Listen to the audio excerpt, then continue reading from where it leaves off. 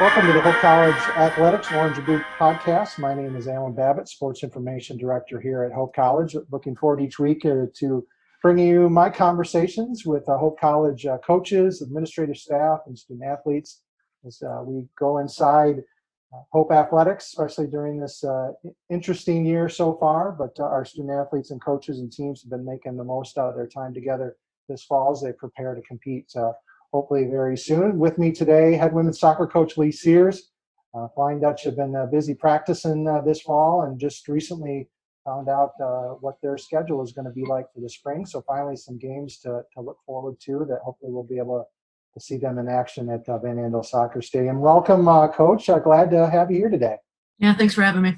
Let's talk about what you guys have been trying. I mean, normally we'd be in the, probably getting ready to kick off league play around this time after playing, pretty challenging non-league schedule. Obviously, this year is different with the pandemic and really just focusing in on practice. Just take me through what you guys have been trying to do to improve this fall. Yeah, we tried to make this fall as much like a normal season as possible. So we decided early on, unlike most teams, we're practicing 6 days a week because we would be playing on Saturdays anyway. Obviously, we don't have to travel, which gives us more time, but we're maintaining a similar schedule. So we have team dinners on Friday nights. We have Saturday activities instead of playing games, or actually we've been scrimmaging on Saturdays and then they have an activity. So we're trying to keep them busy so they don't have to interact with the general population too much because we're trying to keep them healthy. But we wanted to treat it like a normal season. I think we also decided early on that without the pressure of the season, without pressure of starting time and playing time, it was a time to kind of focus on individuals. So it's we set our goals as individual goals as opposed to a team goal just for the fall, and how can each player get better.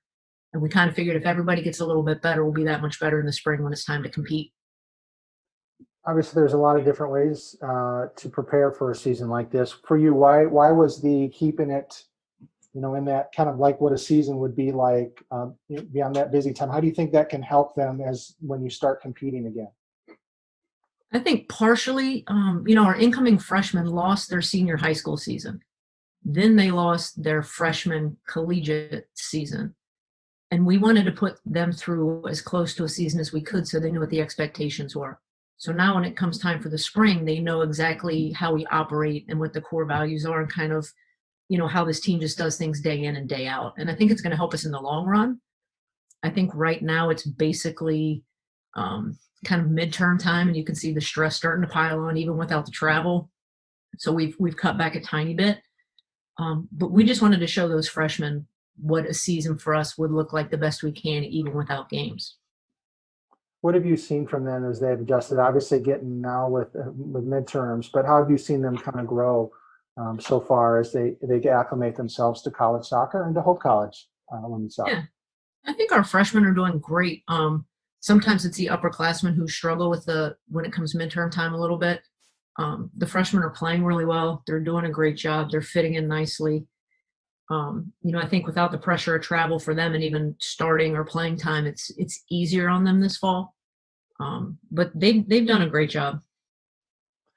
With having everything lost last spring, not only for them and high schoolers, but your team in general losing the opportunity to compete, what have you seen from your players with just having the chance to be together, to play on the field, whether it's drill work? I know, drill work can be kind of monotonous at times, but it's better than having to not play at all. What have you seen as far as the enjoyment of just being around soccer again?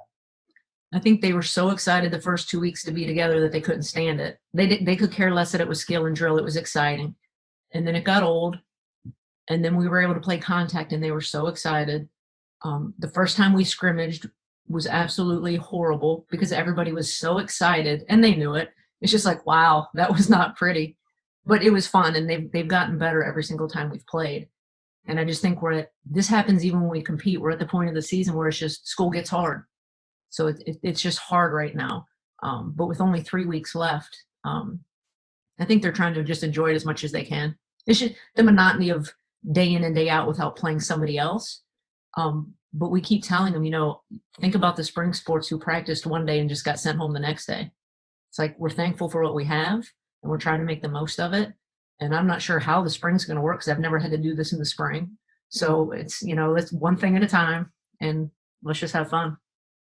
With I know you talked about that, the bonds and the team camaraderie that you have together. I know that is something that's really been utmost importance to you as far as building that chemistry and that trust among everybody coming in and your upperclassmen. How have you tried to develop that among these unusual times, and where did that root of that being really a foundation value for this program come from for you? That's a great question. When I came here 20 years ago, they already had what they called specials. So we pair up an upperclassman with an underclassman. I don't know where the name came from, but we kept it. So we always have these pairs, and it probably wasn't until I can tell you the people, but I can't tell you the year. I mean, it's been over 10 years that we kindly sort of figured out that relationships are super important for the women's team. And the more we know each other and kind of the better bonds we have, the better we play together. And it just makes being on that team easier. So I think we started this after the school shut down. We knew some of the kids coming in, and we paired them up right away with an upperclassman. So they had somebody like an accountability partner and somebody to check in with them. And then as they had open fields over the summer, so they were able to kind of get together and play. And we just kind of continued it. Every Friday night at dinner, they have a different activity, or somebody tells their story, or they somehow kind of try to share somebody's story so they get to know each other better. And we'll just continue that throughout the winter and the spring. And obviously, do that, you've had to have great buy-in over the years to have that kind of become a tradition. Talk about that and what that's meant to, it's one thing for a coach to say, hey, we're going to do this. It's another when there's a buy-in and there's just a different level that's completed there. What have you seen from the players over the year that they've really, gravitated to this and made it something that's a priority and a fruitful one? Yeah, I think when it first started, when you try to change a culture, you don't have 100% buy-in, and you can tell. So some kids love it, some kids hate it, and I think it takes time to recruit the right kinds of kids. And once we figured out what the culture was, it's in every recruiting meeting, I explain how we do things, and I say, if you don't like this, then you probably shouldn't be here. At the risk of losing a good player, if they're not going to fit in, to me, it's not worth it. So, I mean, the upperclassmen are totally bought in, and it's kind of their job to sell it or teach it to the freshmen when they come in. And then that's part of like the Friday dinners, and I've got so many little things that I make them do, like lists of questions that they have to answer and then share with somebody else. So it's just trying to get them to realize that it's okay to be vulnerable and talk to your teammates. And I think that it's helped us in the long run in terms of even just mental health, being able to get people the help they need, or kids feeling free in our locker room to say what they need to say, where on some other teams they might not do that.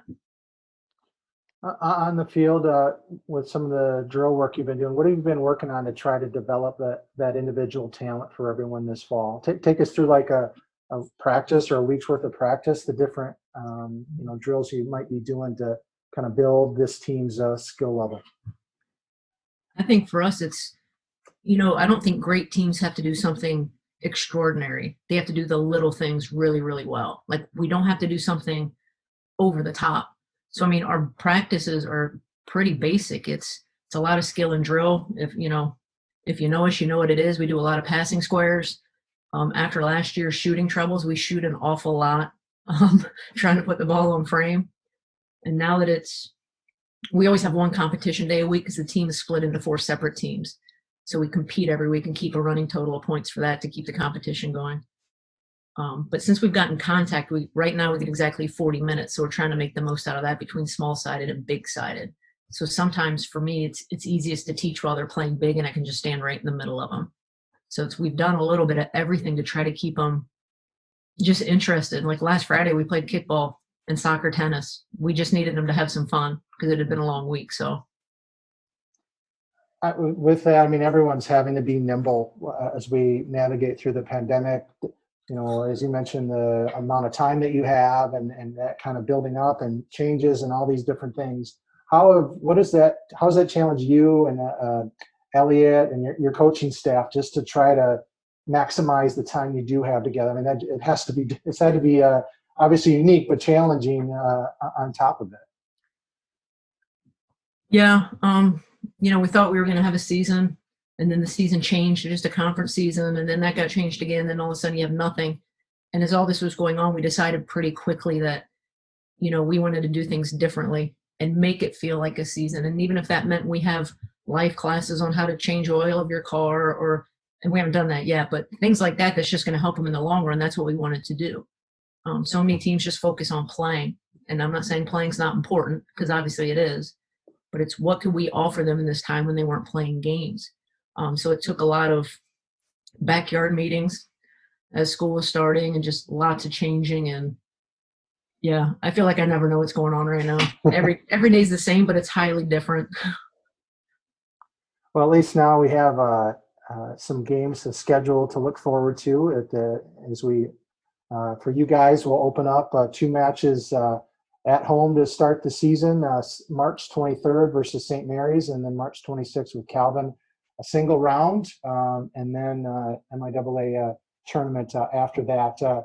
Just take me through this schedule and having something to look forward to, and then kind of what you think this spring may be like when you guys get a chance to play. And usually you're playing multiple times. In the last few years, you've changed, and so just talk about this spring schedule and what you see out of it. Yeah, I'm excited to have the schedule finally, and the players have it. We don't have all the time set, but we're excited to play. But like I just keep saying, it's just so different. You don't have a pre-conference schedule to get fully prepared. I'm not sure we can even have a scrimmage to get prepared. Like the first time we play somebody else since last fall, so a year and a half ago, will be St. Mary's. So we're excited to do it. I think it's going to be maybe a little bit more pressure, because you really can't afford to mess up right now if you want to be in the top 4. How the spring goes, I feel bad for baseball and softball. I don't know how they do it. Like, we're going to come back in January and I don't even know how we'll practice. It's like the high school kids or the college freshmen will probably be easier because they're used to playing their high school season in the spring. Like, I'm not sure what to do when we have snow on the ground. So it's like, how much practice? We have plenty of time to practice before the schedule starts, but the logistics of everybody playing in the spring and field space and facilities, we'll be ready, but it's just going to be a whole lot. It's going to be different. It's just different. But obviously, I imagine that carrot of as you said, getting in that top 4 and a chance to be MIAA champion, will probably, I would imagine, motivate everyone. You guys have obviously had some great seasons and have a great tradition in the league. Regardless, it seems, of whatever the schedule format is, what's important when it comes to league time, as far as to be that team that rises to the top? I think some of it for us is just hard work and fitness. I mean, soccer is one of those games where the best team doesn't always win on that day, but sometimes it's the team who fights the hardest. So who's mentally stronger, who's going to work till the very end. And for us in the spring, that's going to be the challenge of, can they maintain their fitness over the winter so we can actually compete like we want to in the spring. I'd say that's kind of the biggest part of it for right now. And obviously, your captains will continue after you guys finish your practice, and then you have your downtime, finish semester, and then when you come back, talk about your captains and what you've seen from them, what you're looking from them as they lead you through this season. Yeah, we have seniors Audrey White, Maria Egloff, and McKenna Vancouvering, and then junior Sarah Mikesell. And the hard part for me is that they're all nurses, and that's good for us. But with clinicals and them being older, 3 of them aren't at practice on Monday. One comes late on Tuesday, and that's fine. That's how we do it. But it's that leaves pressure on the other seniors to make sure they're leading well all the time. As well. So that's kind of how we operate. We have captains, but we also depend on senior leadership. So these 4 have been great. I met with them, I had a few Zoom calls over the summer, lots of texting. They had everything organized. I would put up a workout and they would take care of everything else for me. They ran all the stuff in the summer, and they've been great this fall. I think the biggest burden our team falls to the captains and the seniors, because if I'm coming after somebody, it's going to be them, and they're going to have to straighten it out. So they've done a great job. And part of that exceptional senior led to another United Soccer Coaches Team Academic Award, just announced here last week, with 13th time overall and the 3rd year in a row. Just talk about that honor and what's it mean for you guys to earn that distinction. I think it's awesome, because I think kids first start looking at hope for academics, and some come because of soccer. Then they realize how much we emphasize academics. And I'm not saying other schools don't, but it's a major part of kind of how we recruit. Kids, we track their grades for 2 years. They have to fill out a book for me for 2 years. We get mid-semester grades, semester grades. They know why they're here. They know they're not going to be a professional soccer player. They know they're going to be a nurse or a teacher or something else, and that they take it really seriously. So, I stay on top of them because I'm also in the classroom, and I have a lot of them in my class, which is always fun, usually. But it's they know why they're here. So, I mean, it's a big honor, and honestly, if we haven't won the award, I think we could have won it every year. I think I've just sometimes forgotten to fill out the paperwork and missed the deadline. So Yeah. we're doing okay. With having that, when you have, your players in class, just describe what that's like. And obviously it's fun. I mean, still a professor, it's a little different role. So just talk about that and what's that like when you have one of your players, as a student. Yeah, I think last fall I might have had 4 of them at the same time. And the rule in my class is you have to sit in the front row. So, everybody in the classroom walks straight to the back, and I keep the front row open for them, so they have to come in and sit there. It's a lot of fun because, it's easy for me because I know their names, so I can pick on them. When nobody else wants to talk to me, I can always talk to them or make them try to answer questions. So they keep it lively. You've had some tremendous support. I know this past 6 months has been a challenging time for you personally, with a successful fight with breast cancer and now breast cancer survivor. Just take me through your journey and what this, I guess, starting, when did you find out that you had something you had to contend with, and the process that get you here to today? Right. I think I knew something was wrong in mid-March. And then the second week, I don't know the date, but right before spring break, I think the second week before spring break, I went in and had an ultrasound and the mammogram, and they said, well, something doesn't look right. So like 2 days later, I had a biopsy. And then that Monday, or right before spring break, they actually called me in between classes. So I lectured, I went to chapel, took my phone with me, had to leave because the phone was ringing. And then I find out, oh, you have breast cancer. And then I had to teach a class. Wow. Yeah. Then I think we had fitness that afternoon. So, I didn't tell the team that. I told the captains, I didn't tell the team. So because then, let's see, that was on a Monday. We were going on spring break. We didn't have class Friday. Get through spring break with appointments with surgeon, oncology, and then the school shut down. So they decided to just do surgery right away. So come March 31st, so this is all probably within a 3-week span. Went in at 8 a.m, and my husband could wait until the surgery was over, but then he had to go home. So he was there through surgery. He left, and then he came back at 8 o'clock at night to pick me up. So they basically wanted to get me out of there because of COVID. So it was basically an outpatient kind of major surgery. So I came home and ate some ice cream and just got in bed. That was kind of it. So let's see, I think a week later I had my drains taken out, and I've been having a lot of appointments ever since. Went through radiation, ended in July. And right now I'm just kind of waiting for the next thing. Mentally, with everything else going on, then you have this on top of it. How did you, I don't even know what the right word is, whether staying sane is appropriate or not, or just because, we're all, it was challenging, whether you're with your family or by yourself, just kind of being cooped up, especially initially. And then you have this on top of that. Just talk about what you did to get the strength to kind of be able to get through, and not, I imagine it's been really hard not to get depressed and all the emotions that come with having cancer. Yeah, I think for me, it's like, I tell this to my team all the time, and I can't say it if I don't believe it, that like, I can only control what I can control. I got it.